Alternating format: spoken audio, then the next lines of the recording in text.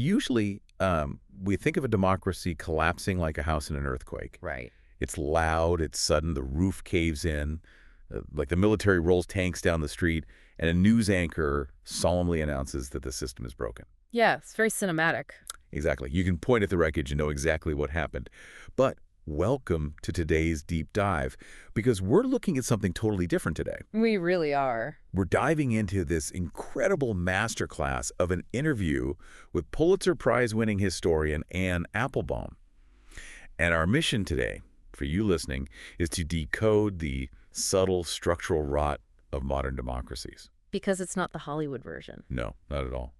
We want to understand the invisible mechanisms that legitimately elected leaders use to, dismantle a system from the inside. We want to equip you with the tools to spot the signs of decline before the house collapses. Because modern democratic decline is much more like termites. Ooh, termites. I like that. Yeah, I mean, on the outside, the house looks exactly the same. The facade is intact, the paint looks fresh.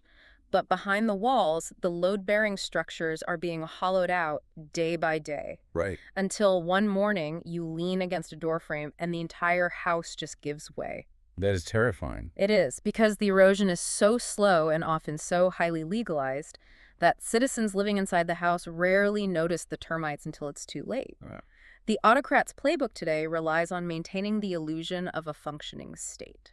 They don't want a dramatic military takeover. Because that invites, international sanctions? Exactly. Sanctions, domestic uprisings, they want a quiet administrative takeover. I was actually thinking about how this works practically. It's not someone kicking down your front door with an army. It's someone moving in legally, signing a lease, and then slowly changing the locks one pin at a time until you realize you can't get out. That's a perfect way to put it.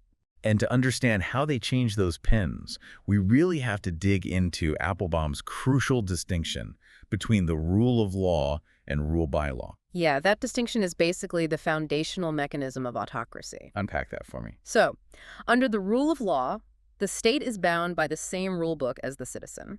Courts and judges act as neutral arbiters based on a constitution. Right, the classic democratic setup. Exactly. But under rule by law, the legal system itself becomes a weapon wielded by the state against the citizen. The law is simply whatever the person in power needs it to be to enforce compliance. The interview provides a terrifyingly mundane example of this from Hungary. Oh, the business owner story. Yes. Let's say you're a successful business owner there, and allies of the state knock on your door demanding you sell them a majority share of your company. Naturally, you refuse. You built it. Of course. But under rule by law, your refusal doesn't trigger a fair court battle. No, it triggers bureaucratic warfare. And the brilliance of this tactic, well, from an autocratic perspective, is that it leaves absolutely no fingerprints. Right, it looks totally normal on paper. Exactly. The next day, your house windows are smashed. A few days later, your kids are mysteriously harassed on their way to school. Which is just awful. It's awful. And suddenly, your business is hit with surprise tax inspections, health code violations, regulatory hurdles. Death by 1,000 paper cuts. Yes. Individually, a broken window is just vandalism. A tax audit is just bureaucratic routine. But collectively, the state is legally and methodically suffocating you until selling your business and leaving the country feels like your own idea. Okay, let's unpack this. So, the state uses the bureaucracy as a blunt instrument. How does this playbook actually unfold in a place like the United States? Right. Because it's one thing to hear about intimidation tactics in Hungary, but we need to look at the mechanics of how this structural rot manifests closer to home. Well, the first practical application of rule by law in any system is the monetization of power. Follow the money. Always. You use the apparatus of the government to generate personal wealth for yourself and your allies.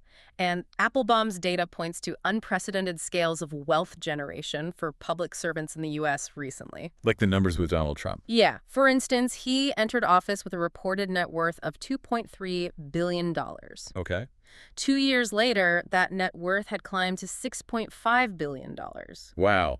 That is a massive jump. It is. We've rarely seen a president running private business empires at that scale while actively serving in the Oval Office. And then there's the Saudi government's decision to invest $2 billion into Jared Kushner's fund. Right. The source material calls that out specifically. It does, noting it as an investment driven by direct access to the White House rather than traditional financial acumen. Okay, let me play devil's advocate for a second here. regarding this monetization. Sure. Is it strictly the politicians driving this culture of corruption? Or is this simply the nature of billionaires existing in the orbit of immense power? How do you mean? Take the tech CEOs. The interview mentions how many of them went from calling Trump a disaster in 2016 to, like, eagerly having dinner at the White House. Yeah, that pivot was wild. Right. And I wonder if it's less about the literal dollars for them and more about a high-stakes status game. These billionaires have more money than they could ever spend. True. Speaking out isn't about losing a government contract. It's the fear of losing their dominant status to a rival. If a tech CEO gets blacklisted by the administration, a rival AI company like Anthropic or XAI swoops in, gets favorable regulatory treatment, and wins the category. Now, that makes total sense. Because losing to a peer hurts a billionaire much more than losing a few million bucks, you know? You are describing the exact mechanism of regulatory capture. Okay. The tech CEOs are self-censoring out of corporate survival because they know the state can pick winners and losers. But for an autocrat to maintain that threat, to ensure that business success actually depends on political loyalty, they have to completely capture the regulatory bodies. They have to purge the neutral experts. Which brings us to the hollowing out of the civil service. Because if you want to reward your billionaire allies and punish your rivals, you can't have a neutral referee standing on the field throwing penalty flags. Exactly. A functioning democracy relies on a massive layer of neutral bureaucracy. You need civil servants who measure air pollution, enforce workplace safety, or run the Federal Reserve, who prioritize the data over the politics. And Applebaum explicitly details the pressure placed on Fed Chairman Jerome Powell. Yes, because autocratic systems require those positions to be filled by political loyalists. You cannot successfully deploy a surprise tax audit against your political enemy if the head of the IRS is a lifelong civil servant who refuses to bend the rules. They just say no. Exactly. You have to fire the expert and install a loyalist who will gladly weaponize the audit. So you've enriched your allies, you've intimidated the business class, and you've fired all the neutral watchdogs. Check, and check. But you still live in a nominal democracy, which means you eventually have to face an election. How do you survive the ballot box when you're actively looting the House? You change who gets to vote. You rig the game from the inside. And today, the manipulation of the electoral system is incredibly sophisticated. It's not just about stuffing ballot boxes in the dead of night anymore. No, it's about algorithmic precision. Right. Like, we all know the term gerrymandering. Fun fact, it comes from an 1800s map shaped like a salamander. That's amazing. It is. But the modern version isn't just politicians drawing goofy shapes on a map. It's algorithmic cracking and packing. The interview points to Nashville as a prime modern example. Yes, the Nashville case is fascinating. You take a cohesive community, a distinct voting bloc, and you use terabytes of consumer data and supercomputers to carve that city into pieces. Just slicing it up. Completely. You absorb those fragmented city blocks into massive rural districts, entirely diluting their voting power. The voters still get to cast a ballot, so the illusion of democracy remains, but the outcome of the election was decided by a computer algorithm months before anyone walked into a polling place. And while gerrymandering manipulates the maps, voter ID laws are increasingly engineered to manipulate the electorate itself. Yeah, let's talk about the voter ID stuff. When you look at the data Applebaum presents, it reveals a strategy of surgical demographic targeting. Passing laws that require highly specific documents, like passports or certified birth certificates, sounds like a neutral security measure on paper. Sounds reasonable enough, right? Right, but the reality is that roughly 24% of voters between the ages of 18 and 29 lack these documents. Almost a quarter. Yeah, and 11% of minority voters lack them. You know the statistic that completely stopped me in my tracks? Which one? The one regarding married women. 69 million married women in the U.S. have birth certificates that do not match their current legal names. Wait, 69 million? 69 million. By passing a law requiring a birth certificate to vote, you instantly drop a massive administrative hurdle in front of 69 million women. That is wild. You force them to spend time and money tracking down marriage licenses and secondary documents just to prove they are who they say they are.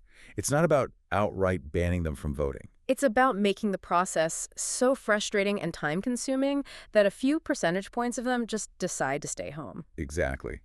And in a tight election, that artificially manufactured exhaustion is the margin of victory. It's exhausting just thinking about it, and once you have successfully restricted the voting pool, the next logical step in solidifying control is dictating what the remaining voters are allowed to know. You have to control the narrative. You do. And I want to pause here for a second just to be super clear with you, the listener. Mm. We're looking at this deep dive objectively, just reporting what the source material lays out. Right, no sides here. Exactly. Because attempts to control information, they happen across the entire political spectrum. We're not endorsing any viewpoints, just reporting the facts from the source. Absolutely. Treating information as a battlefield isn't a partisan tactic. It's a fundamental mechanism of power. Applebaum's data shows this happening everywhere. Right. On the right, the Trump administration actively attempted to shape media ownership, putting immense pressure on parent companies of CBS, CNN, and TikTok. Just to ensure those platforms were owned by sympathetic figures. Yes. There was even a targeted campaign to dictate which courses and teachers were permitted at Harvard, leveraging the power of the state to control academic speech and shape the intellectual pipeline. And the mechanics of left-wing pressure are equally structural.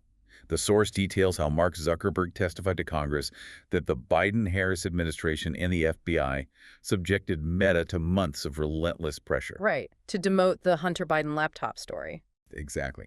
Additionally, figures like Elizabeth Warren and other Democratic lawmakers have repeatedly used the threat of revoking Section 230 to force platforms to police what lawmakers deem hate speech. And Section 230 is the legal shield that prevents tech companies from being sued for what their users post. Right. What's fascinating here is that the evolution of censorship is, it's brilliant in a very dark way. Modern censorship isn't a government agent sitting in a dark room with a red pen, physically crossing out lines in a newspaper. No, that would trigger an immediate First Amendment lawsuit. Instantly. Instead, censorship is outsourced.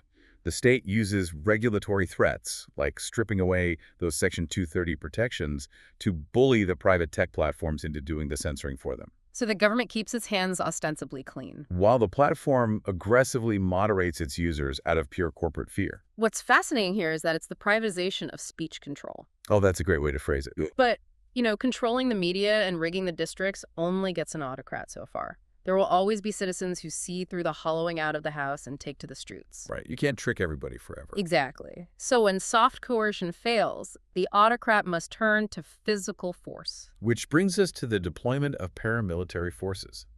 It was genuinely chilling to read the breakdown of how IC, Immigration and Customs Enforcement, was utilized. Yeah, that section was intense. Because ICE is, by definition, an agency designed for border and immigration enforcement. But the strategic untethering of that agency is a perfect illustration of how power centralizes. IC was deployed into cities like Minnesota during protests, operating much more like a paramilitary squad than a domestic police force. Unmarked vans, right? Yes, federal agents driving unmarked vans, wearing combat gear without badges, and detaining citizens. That is terrifying. And the crucial mechanism here is bypassing local accountability. If a city police officer violates a citizen's rights, the mayor can fire the police chief. The chain of command is local. Makes sense. But when the federal executive branch deploys a federal agency into a domestic protest, utilizing emergency jurisdictional loopholes, the local mayor and the local governor have absolutely zero authority over them. They essentially become a Praetorian Guard. They answer exclusively to the top executive, completely detached from the communities they're operating in. Right. And this kind of erratic, unchecked domestic behavior doesn't stay contained within the borders.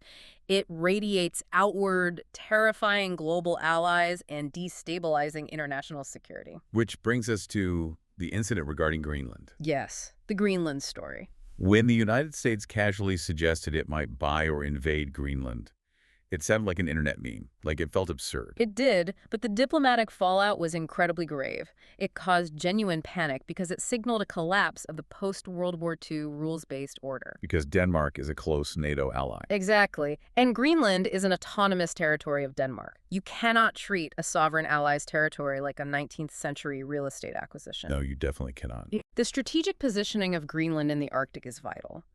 But the sheer brazenness of a U.S. president musing about taking it forced the Danish government into traumatic internal defense planning. They actually had to plan for it. They had to hold real serious discussions about whether they would be forced to shoot down American military planes or deliberately blow up their own Arctic airports to prevent a U.S. incursion. Just wrap your head around that for a second. Eh. Imagine the psychological whiplash of having to draft military contingency plans to kill soldiers from the country that is supposed to be your closest security partner. It's unthinkable, and that whiplash alters global behavior. When the United States abandons its role as a reliable, rational, democratic anchor, the rest of the world does not just sit around and wait for the house to collapse. No, they hedge their bets. Exactly. Middle powers like Canada, the European Union, India, and Japan are quietly building independent security architectures and trade agreements that exclude the U.S. Preparing for a post-American world. Yes, because they look at the hollowing out of American institutions and realize they can no longer trust the structural integrity of their primary ally. Which perfectly tees up this massive historical framework introduced in the reading Sir John Glubb's 250-year cycle of empires. Oh, this part is fascinating. It really is. Glubb analyzed empires throughout human history, from the Assyrians to the Romans to the British, and found a remarkably consistent lifespan of roughly 250 years.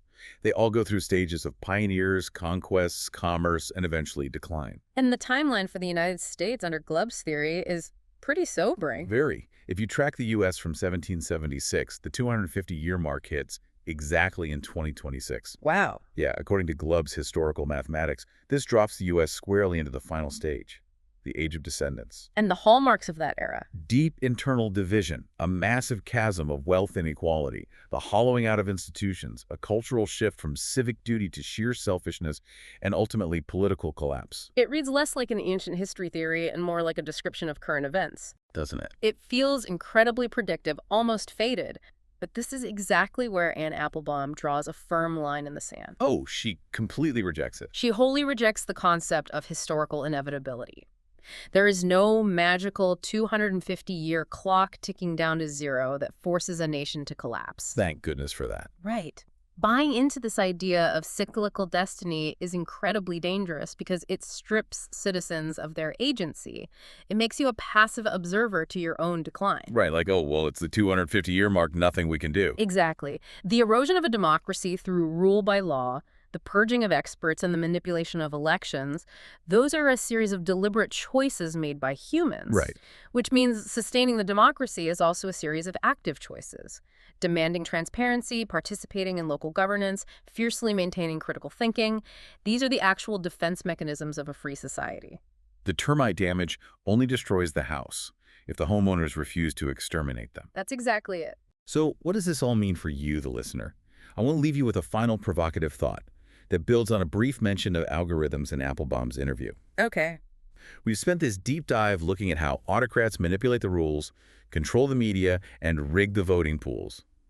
But we are now entering an era where artificial intelligence and social algorithms are phenomenally good at learning exactly what makes you, personally, click, fear, and engage. They are terrifyingly good at it. They really are. We are being fragmented into highly personalized, distinct realities.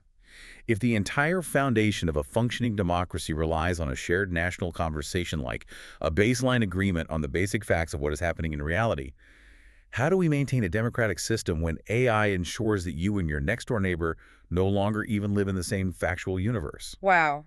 It is the ultimate fragmentation of the electorate. I mean, you cannot debate policy if you cannot agree on reality. You really can't.